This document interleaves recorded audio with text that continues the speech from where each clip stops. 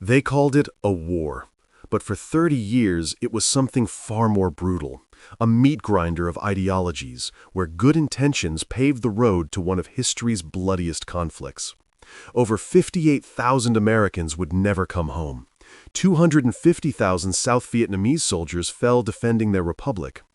More than 1 million North Vietnamese fighters and Viet Cong guerrillas perished in the jungle. And caught in the crossfire, over 2 million civilians. Mothers, children, farmers who never asked for any of this. This is the story of how America stumbled into its longest war.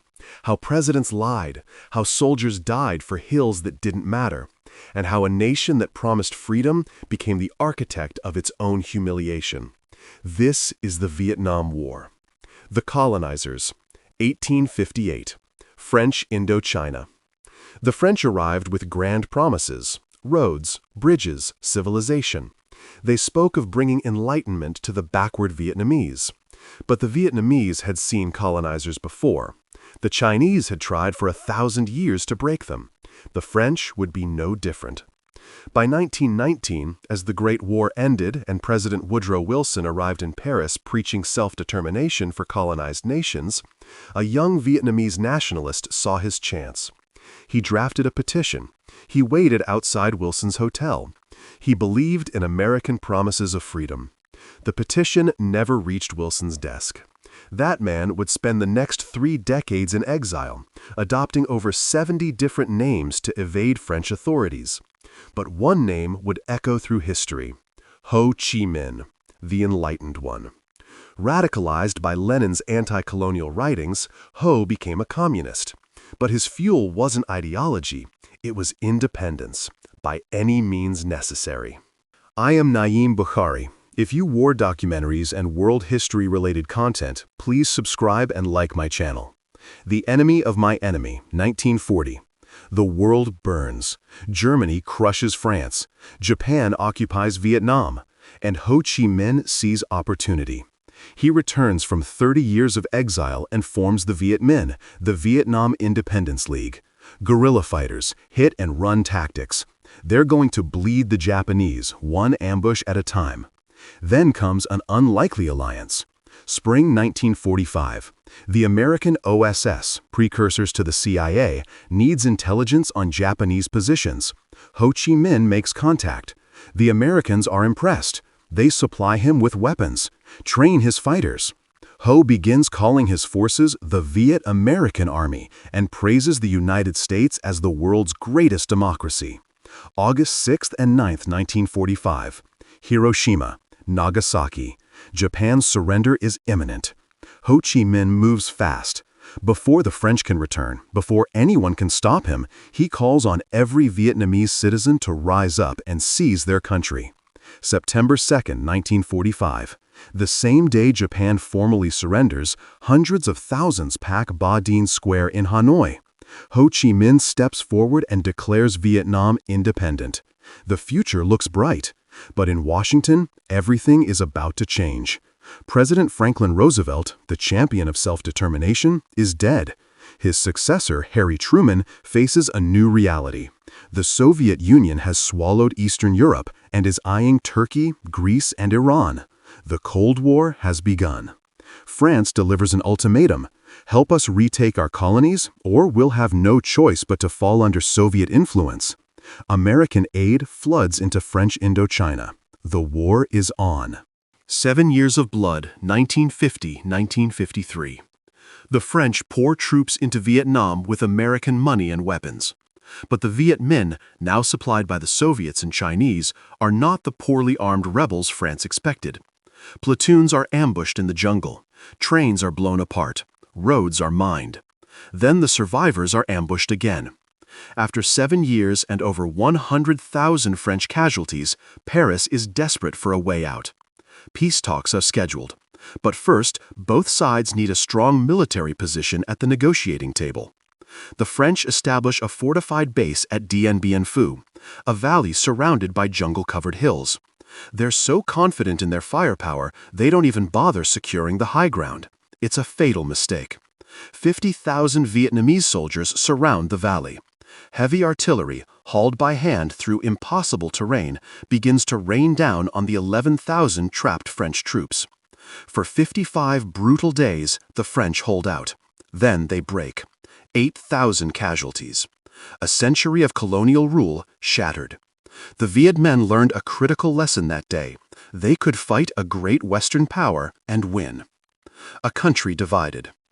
The armistice splits Vietnam along the 17th parallel. In the north, Hanoi, Ho Chi Minh. Communist land reforms that leave thousands dead, just like Mao's China. In the south, Saigon. President Ngo Dinh Diem. A republic protected by the Army of the Republic of Vietnam, the RVN. Civilians have 300 days to choose. 900,000 flee south, seeking freedom from communism.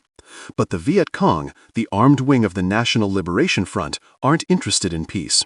They slip south along jungle trails. They kill village chiefs. They terrorize anyone who cooperates with Saigon.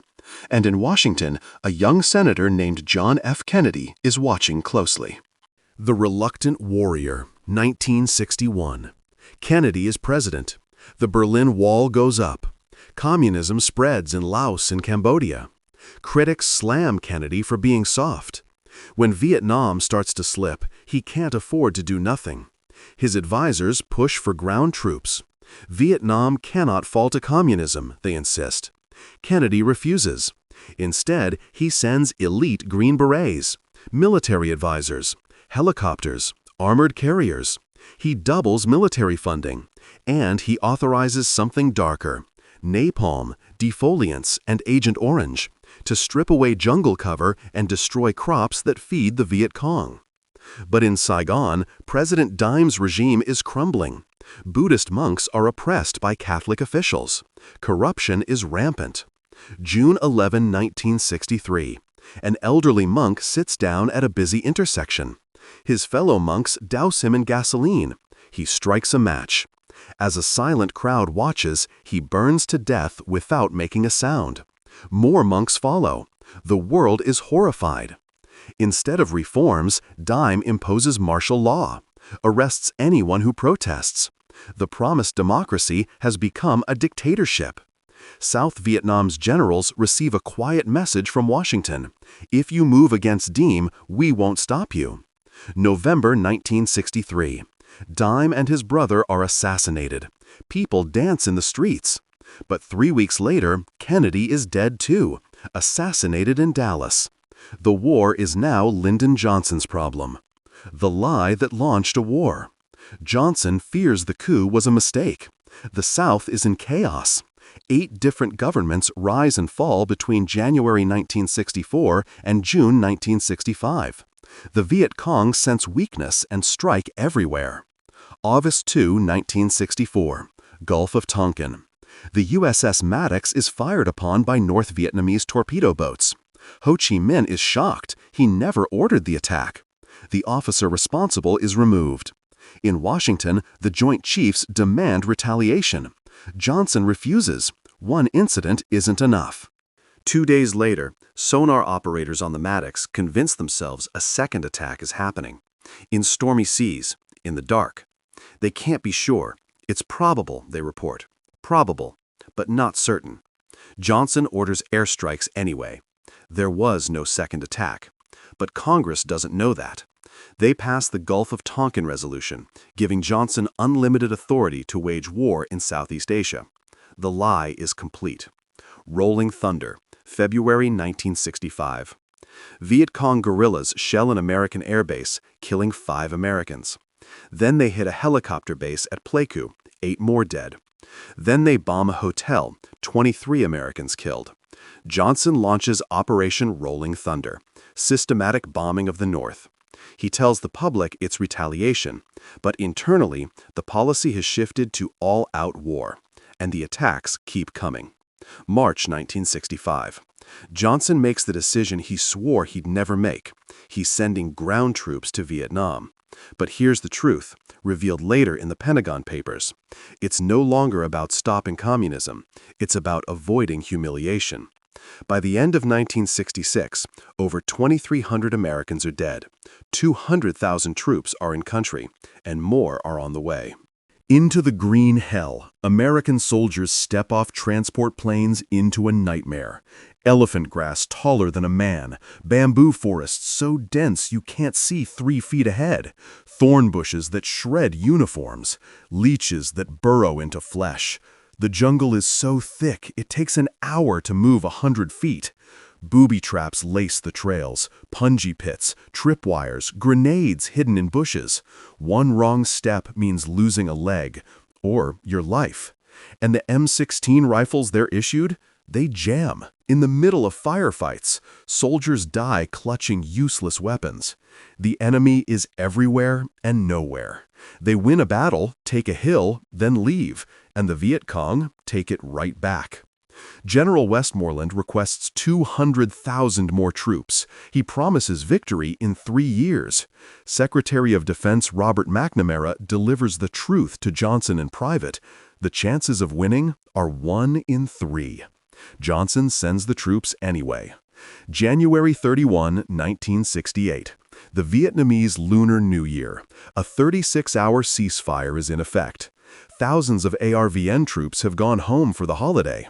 Then, at dawn, 84,000 Viet Cong and North Vietnamese soldiers launch coordinated attacks on 36 provincial capitals, dozens of military bases, and the 6 largest cities in South Vietnam, including Saigon. It's called the Tet Offensive. For weeks, brutal fighting rages. American soldiers finally see their enemy in the streets instead of hiding in the jungle. And when the smoke clears, it's a massacre. 58,000 enemy troops killed, wounded, or captured. Johnson declares it a devastating communist defeat, an overwhelming American victory. But the American people don't see it that way. He's been told the war is unwinnable. But he sends them anyway. Trust is broken. For months, they'd been told victory was near. The enemy was ground down. The light was at the end of the tunnel. Then the Tet Offensive exploded on their television screens. The government had lied. March 31, 1968. Johnson addresses the nation. He announces a halt to bombing North Vietnam. He offers negotiations. Then he drops a bombshell. He will not run for re-election. 4 days later, Martin Luther King Jr. is assassinated. Cities burn. 2 months after that, Robert Kennedy, campaigning to end the war, is assassinated too. The nation is tearing itself apart. Treason. November 1968. Richard Nixon campaigns on a promise. He'll end the war and bring the country together. Behind the scenes, he's doing something far darker. Johnson has finally made progress. Hanoi agrees to peace talks. Saigon agrees to attend. Even the Viet Cong will be included. 3 days before the election, South Vietnam's President Thieu suddenly withdraws. Why? A Nixon campaign representative has secretly contacted Saigon, urging them to stay away. The message? Wait until Nixon wins. He'll get you a better deal than the Democrats. The CIA bugs Thieu's office. The FBI wiretaps the South Vietnamese embassy in Washington. Johnson discovers the truth. Nixon has committed treason, interfering with foreign policy during wartime to win an election. But Johnson can't reveal how he knows without exposing intelligence methods. Nixon's secret is safe. The peace talks collapse.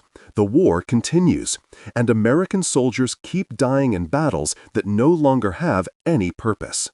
Vietnamization. Nixon promises peace with honor, but he's trapped. The public demands an end, but withdrawal looks like defeat. His solution? Vietnamization. Train the ARVN, give them weapons, bring American troops home gradually. The Americans ship over 1 million M16 rifles, 40,000 grenade launchers, and thousands of vehicles. But everyone knows the truth. If America couldn't win with 500,000 troops, South Vietnam has no chance alone. September 2, 1969. Ho Chi Minh dies on the 24th anniversary of declaring Vietnam's independence. Back in America, protests rage. The My Lai massacre is exposed. American soldiers slaughtered over 500 innocent civilians in a small village. 4 students are killed at Kent State. Nixon responds with massive bombing around Hanoi, the Christmas bombing of 1972. 1,600 civilians die. 6 days later, Hanoi agrees to negotiate. January 27, 1973. The Paris Peace Accords are signed. American troops will withdraw. POWs will be released. It's not peace, it's abandonment. The Fall. March 29, 1973. The last American combat troops leave Vietnam. Only 200 Marines remain, guarding the embassy. The war between North and South continues, but now South Vietnam is alone. Nixon had promised air support if things went bad. But by August 1974, Nixon has resigned over Watergate. Congress cuts South Vietnamese funding in half. The ARVN is running out of bullets. Planes sit grounded without pilots. Trucks break down with no spare parts. Up to 20,000 troops desert every month. The North senses weakness and pushes south, crushing ARVN forces at every turn. After 30 years of war, Saigon is about to fall. April 29, 1975. Helicopters swarm over Saigon, ferrying desperate crowds to aircraft carriers offshore. Civilians cling to skids. Some fall to their deaths. When the ships are full, helicopters are pushed into the ocean to make room for more. April 30, 1975. The South surrenders. Tank number 843 crashes through the gates of the presidential palace. The war is over. What it all meant. The Vietnam War brought everything into question. The rationalization of destroying villages to save them. The cheapness placed on civilian lives. The falsification of body counts. Soldiers charging up hills, losing platoons, then abandoning those hills to the enemy. Pride turned meaningless battles into bloodbaths. Because America couldn't lose, couldn't retreat, and it didn't matter how many lives it cost to prove that point. But this wasn't a soldier's war. It was a political war, fought by men who followed orders, displayed courage, and sacrificed everything for a cause their leaders had already abandoned. For those who fought and died on all sides, for those who showed bravery in the face of impossible odds, they shouldn't be forgotten. Because the Vietnam War changed both nations forever, and neither will ever be the same.